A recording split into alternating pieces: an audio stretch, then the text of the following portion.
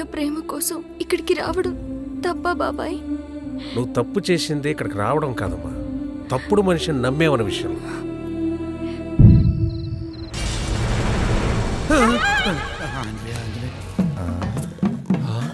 పోస్బాబు సెంటర్లో ఆంజనేయ స్వామి విగ్రహం కనిపించట్లేదంటే ఏమైందో అనుకున్నాను. ఈడు కొట్టేసి ఇంట్లో పెట్టుకున్నాడు అన్నమాట. ఇదేం చూసావు? అక్కడ చూడు, ఊర్లో చెప్పులు చీపులు అని ఎన్నే ఉన్నాయి.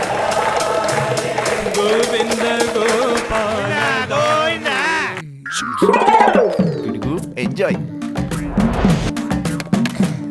అందరికి టైం ఇప్పుడు 2:30. 5 నిమిషాల్లో నీకు 5:30.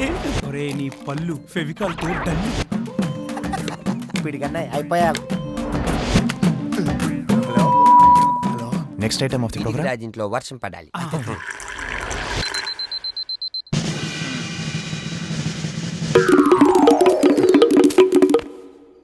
అంతా ఓకే. తాయెత్తు దెబ్బ, దెయ్యాలు అబ్బా అబ్బా అబ్బా. ఏంటిది? చెప్పులు అరగటం చూసుంటారు, తరగటం ఎప్పుడైనా చూసారా? అంటే ఏంటిది? ఇదదే ఇదదే.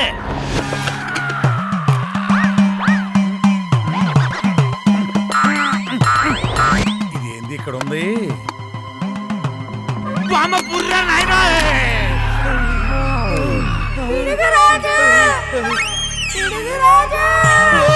సౌండ్ వినపడుతుంది, బొమ్మ కనపడతలేదు. ఇదదే ఏంది? తెల్లారితే కూడా ఇంకా చీకటిగానే ఉంది.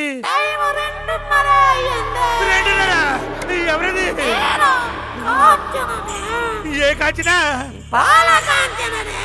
అమ్మా అదే ఒకసారి నువ్వు అంటే అసలు వడ్డీ కూడా కట్టుకుంటే ఇల్లు తగడ పెట్టి వచ్చావు నువ్వా?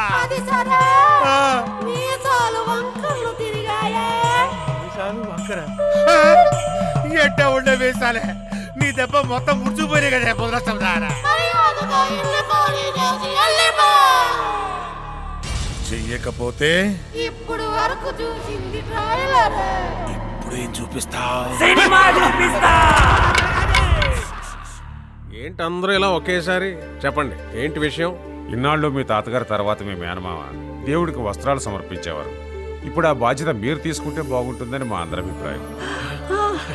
చాలా సంవత్సరాల తర్వాత జరుగుతుంది కదా, మీరు వస్తే బాగుంటుంది. ఆ ఆనవాయితీని ఈసారి కూడా కానిచ్చేద్దాం. మేం పిలిస్తే మీ పెద్దోళ్ళందరూ వచ్చారు కాబట్టి వస్తాం.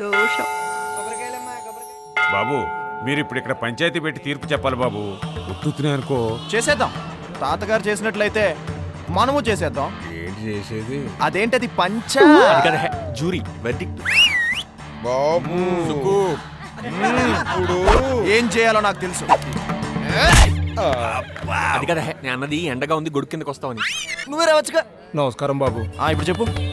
మా అయ్య పోతూ పోతూ ఎకరం పొలం ఇచ్చినాడయ్యా. ఆ ఎకరం నేనే పండించుకుంటున్నా. పొలం నేను చూసుకుంటా, నువ్వు వేరే పని చూసుకోమని తమ్ముడికి నేను చెప్పి చూశానయ్యా. నీ కావాలేంటి? కుదరదండి, నాకు వ్యవసాయం తప్ప వేరే పని రాదు. నాకు 2 పిల్లలు ఉన్నారు, కొంచెం ఆలోచించండి. అద్భుతం. తాతకే లేని అధికారం మనవడికి, అది కూతురు కొడుక్కి.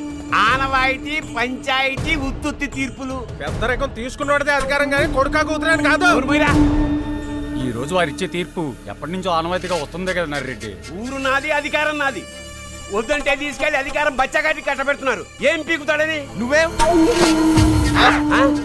మా తాత ఇచ్చిన ఎకరాలు మింగేయడమేగా. కరెంట్ లేని ఊరు, నీరు లేని బోరు, సీలింగ్ లేని స్కూళ్ళు, రోడ్డు మీద తిరిగే పిల్లలు. అయ్యో, వాటిని రోడ్ అని కూడా అంటారా? మట్టి వేసి 4 రాళ్ళు క్యాష్ నట్స్ లా జల్లేస్తే వాటిని రోడ్ అంటారు.